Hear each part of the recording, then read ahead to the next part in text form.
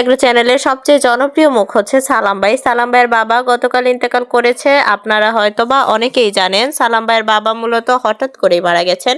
হসপিটালে থাকা অবস্থায়ও সুস্থ ছিলেন মোটামুটি। তারপর বাসায় আসার 2 সপ্তাহের মধ্যেই মারা গেলেন সালাম ভাইয়ের বাবা।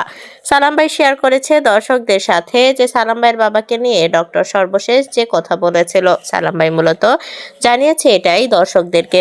দর্শকদের অনেক কৌতূহল ছিল যে সুস্থ অবস্থায়ও কেন মারা গেল সালাম ভাইয়ের বাবা, বা কিভাবেই বা মারা গেল, কি হয়েছিল, সবকিছুই জানতে চেয়েছিল দর্শকরা।